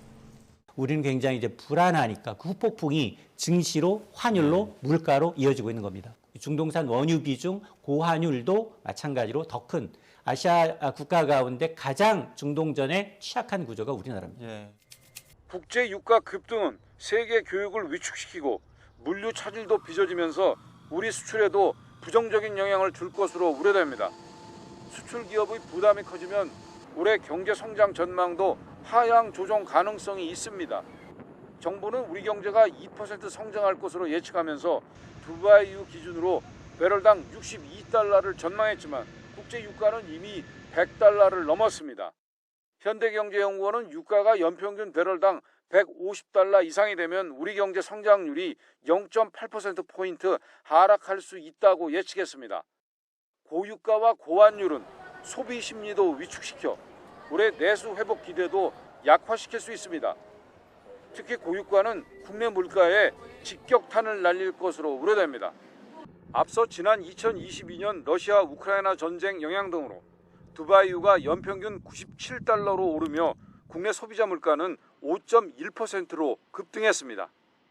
석유류는 조금만 올라도 국내 전체 물가에 큰 영향을 주는데 호르무즈 해협이 봉쇄되고 쿠웨이트와 아랍에미레이트 등 산유국이 원유 감산에 나서면서 국제 유가는 상승폭이 더 확대될 가능성이 커졌습니다. 전쟁이 장기화하면 경기 둔화 속에 물가는 뜀박질하는 스태그플레이션 우려도 고개를 들고 있습니다. 고환율과 고유가가 겹쳐서 물가까지 상승할 가능성이 큽니다. 이와 동시에 내수 침체와 수출 침체로 인해서 경기 침체까지 동반된다면 고물가와 경기 침체가 동시에 오는 스태그플레이션을 겪게 될 가능성이 큽니다. 고유가가 우리 경제 전 분야에 입체적인 충격을 주는 가운데 원가 상승분을 웃도는 가격 폭리는 정부의 압박에 일정 부분 제동이 걸리는 분위기지만 전체 물가 흐름을 안정시키기에는 외부 변수 부담이 크다는 지적이 나옵니다. YTN 오인석입니다. 유가가 급등하면서 화물차 기사들의 생계가 위협받고 있습니다. 유류비 부담이 커지면서 한동안 일을 쉬어야 하나 고민하는 경우도 있습니다. 최승훈 기자가 현장을 다녀왔습니다. 수도권의 물류 운송을 담당하는 경기의왕 내륙 컨테이너 기지. 1년에 100만 개 가까운 컨테이너를 운반하는 이곳에서도 조금이라도 저렴한 주유소에 화물차들이 몰리는 주유런이 벌어지고 있습니다. 최근 기름값 인상이 장거리 운행이 많은 화물차 기사들에게 직격탄이 됐기 때문입니다. 이곳 기지에는 하루 평균 2,400여 대의 화물차가 오가며 물류를 실어 나르고 있습니다. 비교적 기름값이 저렴한 이곳에서 기름을 넣기 위해 차량들이 줄지어 들어오고 있습니다.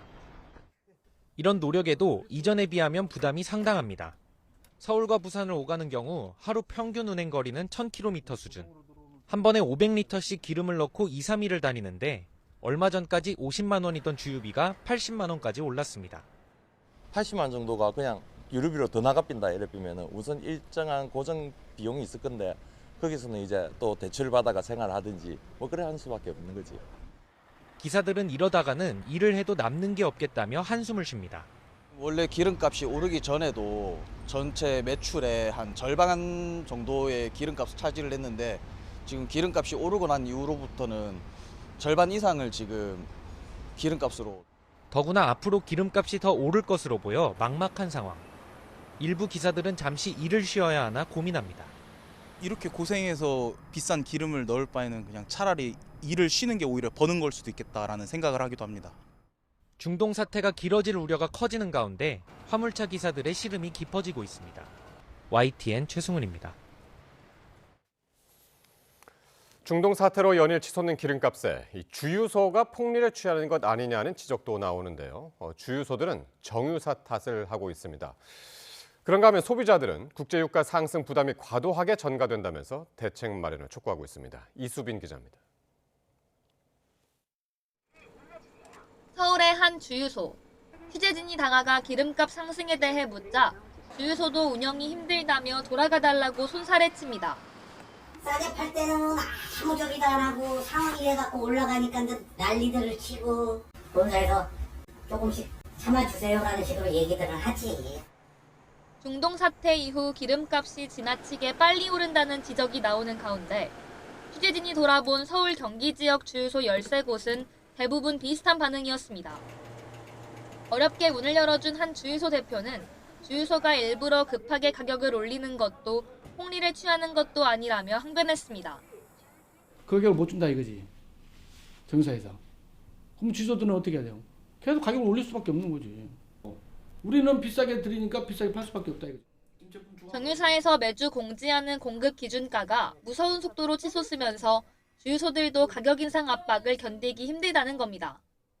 실제로 주유소에서 안내받은 공급 기준가는 지난주와 비교해 경유는 리터당 480원, 휘발유는 250원 정도 올랐습니다. 이마저도 확정 가격은 아닙니다. 일단 공지된 가격의 기름을 받아온 뒤 사후에 실제 정상가를 통보받는 깜깜이 정산구조 때문입니다. 그런데 중동 사태가 지속되면서 정산가는 더 오를 것으로 예상되는 상황. 섣불리 가격을 낮췄다가는 적자를 피할 수 없다는 게 주유소 설명입니다. 자금을 갖다가 어디서 마련을 해서 추가로 돈을 보태가 기름을 사서 또 팔아야 되는데 가격을 인상을 하지 않으면은 주유소 문 닫는 게 차라리 나은 상황이다. 하지만 소비자들 입장에서는 국제유가 상승 부담이 과도하게 전가된다는 생각을 지울 수 없습니다. 앞으로 더 커질 기름값 부담에 대한 해결책이 하루빨리 나오기만을 바랍니다. 저희는 뭐 한 달에 한 6, 7만 원 이상을 넣는 것 같아요. 인상분만. 그건 한 20, 30년 정도에 이렇게 빨리 기름값이 오른 적은 없었던 것 같아요. 정부가 기름값 관련 위법 행위가 있는지 철저한 단속을 강조하는 가운데 소비자들의 부담을 줄여줄 실효성 있는 대책이 나올지 주목됩니다. YTN 이수빈입니다. 청와대가 이번 주 안에 석유 제품 가격에 상한을 두는, 즉 최고 가격제를 시행하기 위해 관련 절차를 서두르기로 했습니다. 이재명 대통령은 유류세 인하 등 다른 방안도 검토하라고 지시했습니다. 강진원 기자입니다. 긴박하게 돌아가는 중동 정세로 우리 경제를 둘러싼 불확실성이 커진 상황에서 열린 이재명 대통령 주재 비상경제 점검회의. 정부와 청와대 핵심 당국자들이 총출동한 회의의 최대 화두는 에너지 가격 안정이었습니다. 특히 미국, 이스라엘과 이란 간 전쟁이 발발한 이후에 사들인 물량이 아직 한국에 안 왔는데도 국내 유가가 먼저 뛴 걸 정조준했습니다. 정부는 정유사나 주유소들이 가격을 올릴 때는 빨리 올리고 내릴 때는 천천히 내리는 비대칭성에 특히 주목하고 있습니다. 담합과 사재기, 탈세 등 불법 행위 엄단 방침과 함께 석유 제품 가격 상한, 즉 최고 가격제를 이번 주 안에 시행하기로 했습니다. 고시 제정 등 석유 사업법에 따른 관련 절차 진행에 속도를 내기로 한 겁니다. 최근에 과도하게 인상된 석유 제품에 대해서는 최고 가격 제도를 신속하게 도입하고 과감하게 시행해야겠습니다. 청와대는 호르무즈 해협 봉쇄로 영향받는 원유 도입량은 매일 170만 배럴 정도인데 반해 국내 비축량은 1억 9천만 배럴에 달한다고 밝혔습니다. 국제에너지기구 IEA 기준 208일 동안 버틸 수 있는 수준이라 당장 수급 차질은 없지만 사태 장기화 등 최악의 시나리오엔 대비하기로 했습니다. 호르무즈 해협을 거치지 않는 대체 공급선을 서둘러 발굴하고 이 대통령 지시로 유류세 인하폭 확대와 유류 소비자에 대한 직접 지원 등도 검토할 계획입니다. 에너지 가격 상승으로 인한 물가 부담은 서민들에게 가장 먼저 또 가장 크게 돌아간다는 점에서 세심하고 실효성 있는 대책을 마련해야 됩니다. 현재 100조 원 정도인 시장 안정 프로그램을 적기에 시행하고 필요할 경우 재원 규모를 확대하는 방안 또한 마련할 예정입니다. 이 대통령이 중동 지역 위기가 길어지면 실물 경제에 미치는 파장이 클 수 있다고 지적한 만큼 범정부 차원의 추가 대응 조치가 잇따를 것으로 보입니다. YTN 강진원입니다. 국회는 정부를 상대로 에너지 수급 상황을 점검했습니다. 정부는 위기가 확산할 경우 비축률을 푸는 등 비상계획을 즉각 발동하겠다면서도 과도한 우려는 경계했습니다. 부장원 기자입니다. 전쟁 발발 열흘 만에 기름값이 천정부지로 뛰고 민심이 요동치자 국회도 팔을 걷고 나섰습니다. 여야는 오를 땐 빨리, 내릴 땐 천천히 기름값 폭리를 근절해야 한다고 한 목소리를 냈습니다. 이 비상사태를 지금 악용한 거 아닙니까? 악용해서 지금 폭리를 취하고 있는 구조 아닙니까? 유조선이 한국에 도착도 안 한 겁니다. 그런데 전쟁 발발하자마자 기름값 올린 겁니다. 이 폭리 아닙니까? 김정관 산업통상부 장관은 면밀하게 조사해 CCBB를 반드시 가리겠다고 강조했습니다. 그런 것에 대해서 정말 후한무치하다고 제가 이야기를 했는데 면밀하게 조사를 해서 CCBB를 반드시 가리도록 하겠습니다. 한시적인 최고가격 고시제도 신속히 준비하겠다고 했는데 다만 현 상황에 대한 과도한 우려는 경계했습니다. 정부와 민간을 통틀어 석유 1억 9천만 배럴, 200일 분량을 확보하고 있는 만큼 단기적인 수급 여력은 충분하다는 겁니다. 갑자기 석유가 완전히 다 부족해서 국가가 마비되는 그런 상황을 걱정해야 될까요? 아니 그렇진 않습니다. 지금 당장은 그 정도 상황은 아니죠. 다만 중동 전역으로 위기가 번지는 만일의 상황에 대해서도 대비하고 있다며 위기 단계가 격상할 경우 비축유를 방출하는 등 곧바로 비상계획을 가동하겠다고 강조했습니다. YTN 부장원입니다. 당초 한 달이면 끝낼 전쟁이라 자신했던 트럼프 미국 대통령이 거대한 수렁에 빠졌습니다. 예상보다 거센 이란의 반격과 강경파 지도부의 재집결로 중대한 갈림길에 섰습니다. 중간 선거를 앞두고 장기전이라는 부메랑을 맞게 된 트럼프의 현실적인 출구 전략은 무엇일까요? 권영희 기자가 보도합니다. 개전 초 알리 하메네이를 제거한 미국은 단기간에 이란 정권이 붕괴해 친미 정부가 들어서길 기대했습니다. 그러나 이런 기대는 이미 물 건너갔습니다. The difference, of course, is that in the case here is we're talking about a state. We're not just talking about an organization. We're not just talking about some apparatus. This is much, much bigger than that. 이란의 선택은 정면 돌파입니다. 차기 지도자로 선출된 모즈타바를 중심으로 강경한 하메네이 시즌2가 들어섰습니다. The Iranians are trying to figure out how to punish President Trump and imposing costs through the global economy, through oil prices and inflation that reflect inside the US. 이제 트럼프 대통령이 본격적으로 출구 전략을 고민해야 할 시점입니다. 먼저 조건부 승인을 통한 명분 있는 철수가 꼽힙니다. 트럼프는 최근 우리 승인 없이는 새 지도자가 오래가지 못할 것이라며 협상의 여지를 남겼습니다. 모즈타바 체제가 미국의 요구에 응하는 신용만 해도 승리를 선언하고 발을 뺄 명분이 됩니다. 다음은 이스라엘의 전쟁 하청을 주는 방식입니다. 지지율이 90% 이상 폭등한 네타냐후 이스라엘 총리에게 지상전 임무를 맡기고 미국은 공중 지원만 제공하며 대리전 형태로 이탈하는 시나리오입니다. 마지막으로 이란의 반격 능력 상실을 자의적으로 선포하며 요동치는 물가를 잡기 위해 전쟁 종료를 밀어붙이는 카드도 거론됩니다. 실제로 이번 전쟁은 서민 경제를 강타했고 시민들의 분노는 트럼프 대통령을 향하기 시작했습니다. I think that they need to get it together. But I don't know Trump, man. He's starting these problems, man. He's starting these problems, Trump.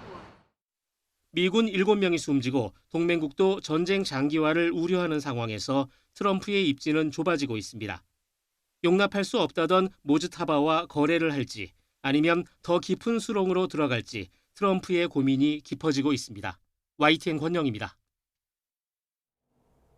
이란의 화물선 2척이 중국에서 미사일 원료를 싣고 출항했다는 미국 매체 보도가 나왔습니다.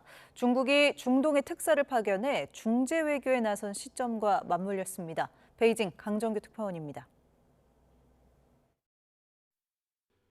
지난 2일과 5일 중국 남부 광둥성 주하이의 가오란 항에서 화물선 2척이 출항했습니다. 이란 국적의 샤부디스호와 바르진호입니다.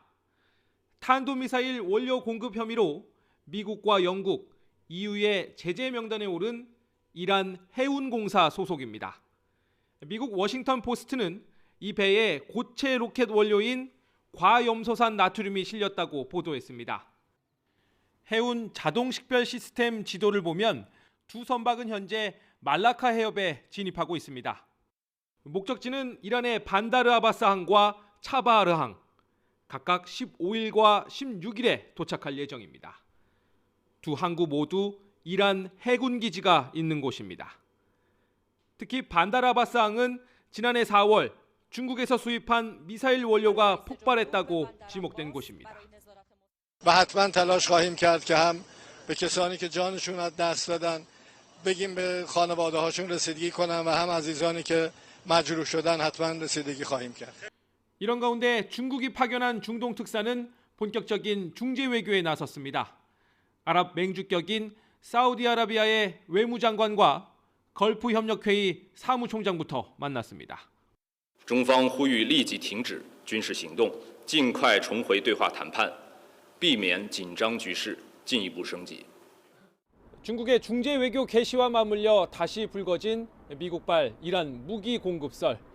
이번 달 말 트럼프 대통령의 방중을 앞두고 장외 여론전에도 시동이 걸리는 모양새입니다. 베이징에서 YTN 강정규입니다. 북한은 매년 3월 8일인 세계 여성의 날을 국제 부녀절로 부르며 기념합니다.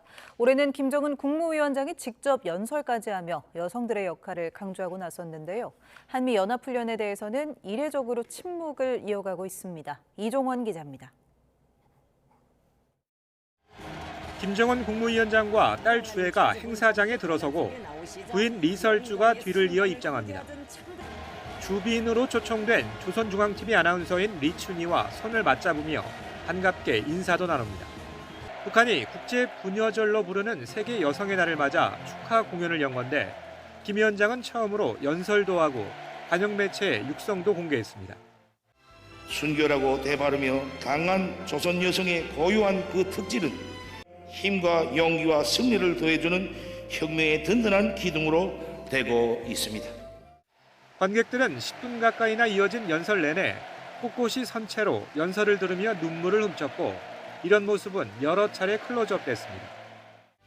우리 군인들이 생사를 판가름하는 싸움판에서 그토록 용감한 것도 한 점 부끄럼 없이 떳떳하려는 마음을 안고 있기 때문입니다.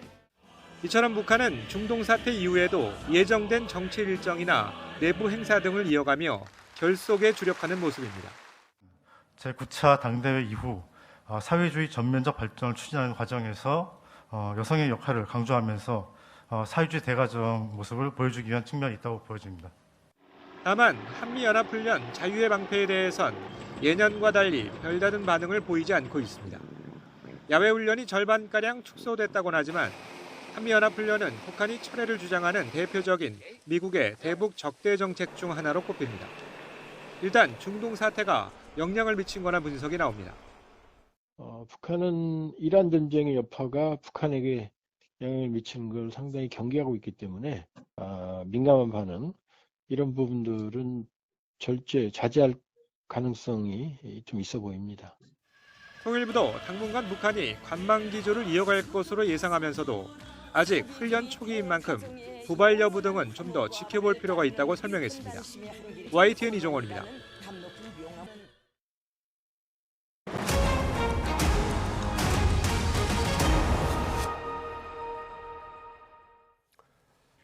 약물을 탄 음료를 건네 남성 2명을 잇따라 숨지게 한 혐의 등을 받는 모텔 연쇄살인 피의자의 신상이 공개됐습니다. 20살 김소영입니다. 표정우 기자의 보도입니다. 모텔 연쇄살인범의 인상착의가 담긴 머그샷입니다.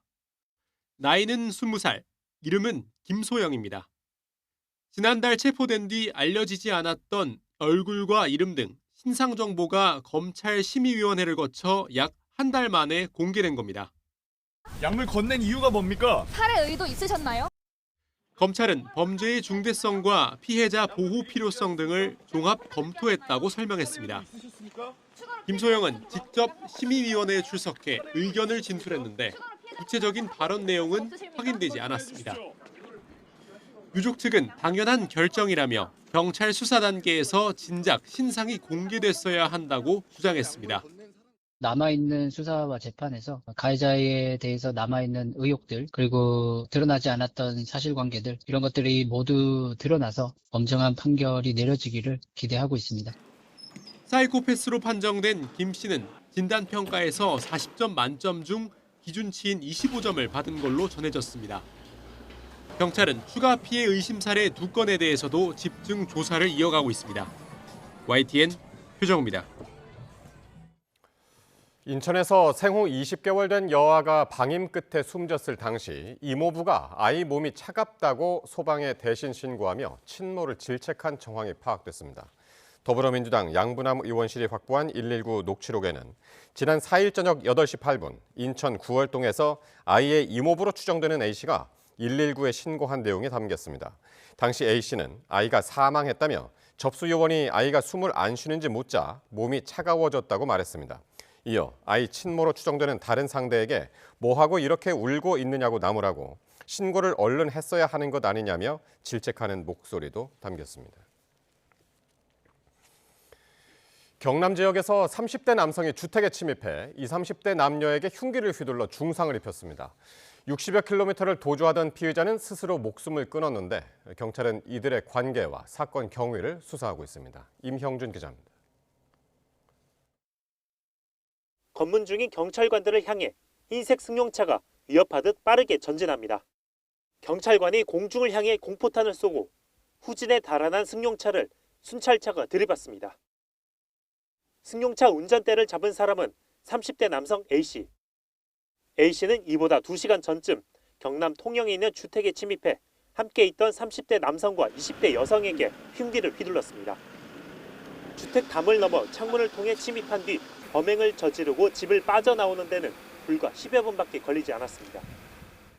범행 장소에서 나온 A씨는 15m 정도 떨어진 곳에 주차해뒀던 자신의 차량에 올라탄 뒤 도주국을 벌이기 시작했습니다. 62km가량 도주를 이어가던 A씨는 경남 사천에서 다리 난간을 들이받은 뒤 아래로 뛰어내렸습니다. A씨는 병원으로 옮겨졌지만 숨졌습니다. 복부 등을 크게 다친 피해자들은 병원에서 치료받고 있는데 생명이 위중한 상태입니다. 그냥 무소식이 희소식이라 생각하는 사람인데 제 주위에서 이런 일이 일어나니까. 피의자 등 3명의 휴대전화를 확보한 경찰은 포렌식을 진행하는 등 이들의 관계와 사건 경위를 파악하고 있습니다. YTN 임영준입니다. 노선을 놓고 좌충우돌하던 국민의힘이 비상계엄 선포 461일 만에 이를 사과하고 이른바 절윤선언까지 담은 결의문을 발표했습니다. 강경 노선을 걷던 장동혁 대표를 포함해 의원 모두가 이름을 올렸습니다. 김철희 기자입니다. 국민의힘 노선 전환을 압박하며 오세훈 서울시장이 공천 신청도 않고 버티자 당은 발칵 뒤집혔습니다. 공관위는 후보 없이 선거를 치르더라도 기강을 바로 세울 것이라고 으름장을 놨지만 오 시장은 꿈쩍 않고 변화를 외쳤습니다.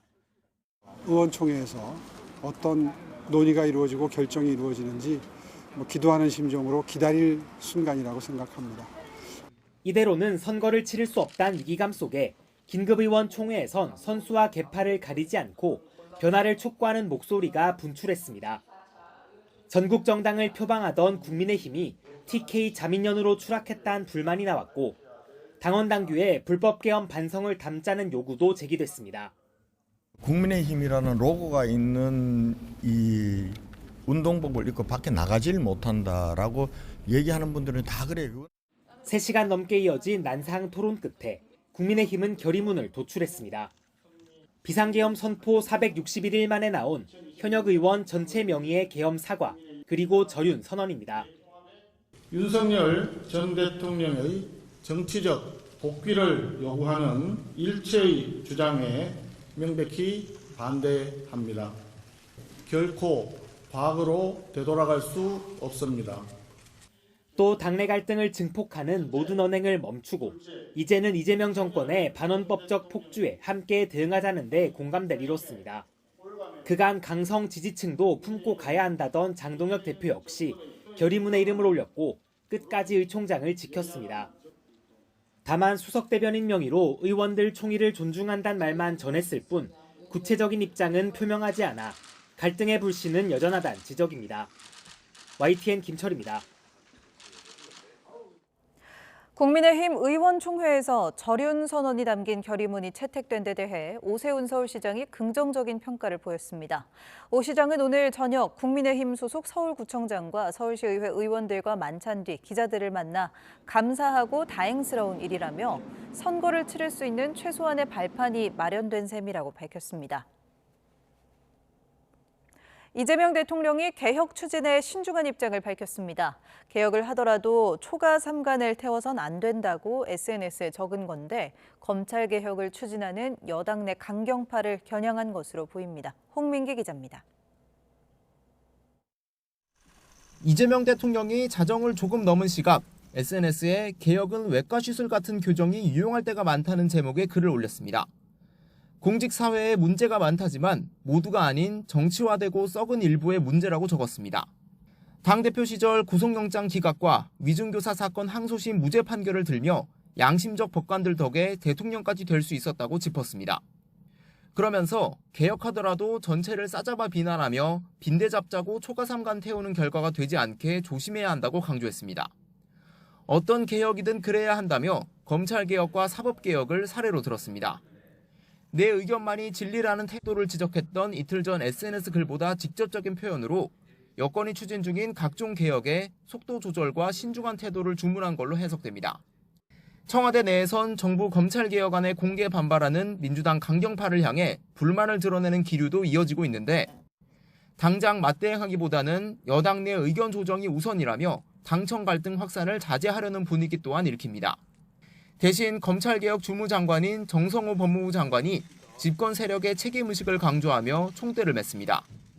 직접 수사 개시권과 인지수사 폐지로 정적 제거를 위한 정치검찰의 표적 수사는 불가능해졌다고 강조했습니다. 내 뜻과 다르다고 반개혁으로 몰아가는 건 수기와 통합에 아무런 도움도 되지 않는다며 사실상 여당 강경파를 직격했습니다. 일각에선 이 대통령의 자제 요구가 지방선거 전 중도층 표심을 의식한 거란 해석이 나오지만 이 개혁이란 구호에 휩쓸려 불완전한 제도로 국민에게 피해가 가서는 안 된다는 평소 지론을 강조한 거란 분석도 나오고 있습니다. YTN 홍민기입니다. 이재명 대통령의 자제 메시지를 계기로 민주당 내에서도 강경파에 대한 우려 목소리가 커지는 모습입니다. 공개 파열음을 우려하는 건데 강경파의 반발은 여전합니다. 임성재 기자의 보도입니다. 검찰개혁을 콕 찍어 신중한 태도를 거듭 당부한 이재명 대통령의 한밤중 메시지에 민주당은 종일 술렁였습니다. 뜻을 굽히지 않으면 대통령과 한판 붙자는 거 아니냐는 물밑 경고부터 이 과도한 갈등 표출을 우려하는 공개 발언까지 강경파 반발을 자제시키는 목소리가 이어졌습니다. 서로를 믿고 오해를 불식하며 과열된 상황을 조속히 안정시켜내야 합니다. 법사위원들도 조율 과정에 방점을 찍었습니다. 과유불급. 지나치게 하면은 안 하는 것만 못하다. 벼룩 잡으려고 처가삼간 불태울 수는 없지 않냐. 하지만 검찰개혁의 선봉을 자처하는 김용민 법사위 간사는 지금 상태론 검찰 기득권 유지를 넘어 권한을 강화하는 거라고 반발을 멈추지 않았습니다. 결단을 할 때에는 그들의 목소리보다는 개혁을 출발할 때에 어떤 생각을 가지고 출발했는지 이런 것들을 더 우선해야 되는 거 아닌가라고는. 강성당원들과 실용주의파 이른바 뉴 이재명 세력이 온라인 커뮤니티에서 충돌하는 등 지지층의 원심력도 커지는 모습입니다. 당장 이번 주 금요일 입법 공청회를 포함해 정부의 공소청, 중수청 법안이 마무리될 때까지 잡음은 계속 이어질 거란 관측입니다. 검찰 권한을 놓고는 이처럼 동상이몽이지만 대통령 공소취소에는 단일 대우입니다. 정청래 대표는 대통령 공소취소 모임을 흡수한 국정조사 추진위 토론회에 참석해 조작 기소는 공소취소가 당연하다고 쐐기를 박았습니다. 범죄 이상의 범죄이고 반칙 이상의 반칙입니다. 축구 경기에서도 반칙으로 들어간 골은 취소하게 돼 있습니다. 보다 선명해진 대통령의 메시지에도 여권 내 강경파와 신중론자의 신경전은 잦아들지 않고 있습니다. 요란하지 않은 물밑 조율을 언급한 정청래 대표의 말이 무색하게 공개 마찰음이 불가피해진 모습입니다. YTN 임성재입니다. 12구 이태원 참사 특별조사위원회가 오는 12일부터 열리는 청문회를 앞두고 오늘 경찰과 소방당국에 대한 첫 현장 검증에 나섰습니다. 송수현 기자가 보도합니다. 서울경찰청 112 상황실로 10-29 이태원 참사 특별조사위원들이 줄지어 들어섭니다. 조사 개시 8개월 만에 경찰과 소방 등 관계 당국을 대상으로 처음으로 이뤄진 현장 검증입니다.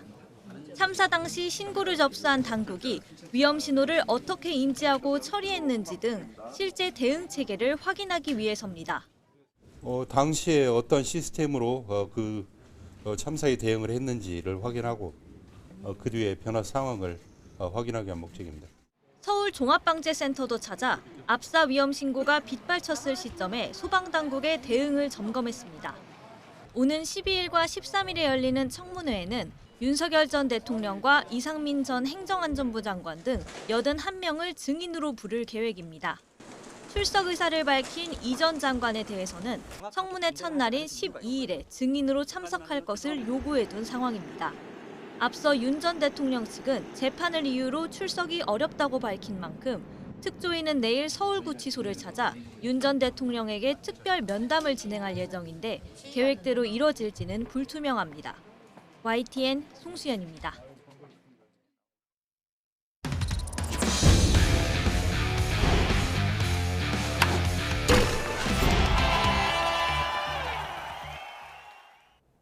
밀라노 코르티나 단페초 동계올림픽에서 한국 설상 종목 최초로 금메달을 목에 건 고등학생 최가운 선수가 다부진 목표를 밝혔습니다. 올림픽 이후 바쁜 하루하루를 보내고 있는 최가운 선수의 당찬 목표 직접 들어보시죠. 그리고 제가 아직 어리기도 하고 앞으로 시간도 많은 가능성이 열려있다고 생각해서 기술을 딱히 막 정해놓진 않았고 그냥 지금 하던 기술에서 조금 더 난이도 계속해서 높이고 싶다? 그 정도만 생각하고 있어요. 모든 후배뿐만 아니라 모든 사람에게 세상에서 가장 잘 타는 스노우보드로 기억되고 싶어요.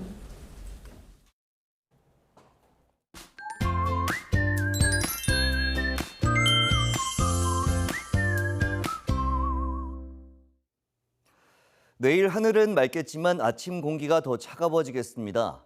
서울 아침 기온이 영하 1도로 오늘보다 또 예년보다 낮아지겠는데요. 반면 한낮에는 9도까지 오르면서 일교차가 크게 벌어지겠습니다.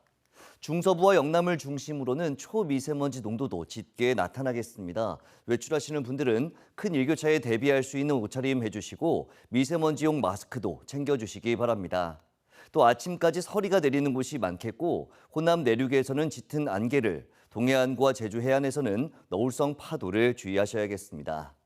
내일 아침 기온은 서울 영하 1도, 대전 영하 2도, 대구 영하 1도로 예년보다 1도에서 3도가량 낮겠습니다. 낮 기온은 서울 9도, 광주 12도, 부산 12도로 예년과 비슷하겠습니다. 남은 한 주는 기온이 오름세를 보이겠지만 여전히 일교차가 크게 벌어지겠고 주 후반에는 동해안을 중심으로 또다시 비나 눈이 내릴 전망입니다. 날씨 정보였습니다. 월요일 뉴스나이트 마칩니다. 시청해주신 여러분 고맙습니다.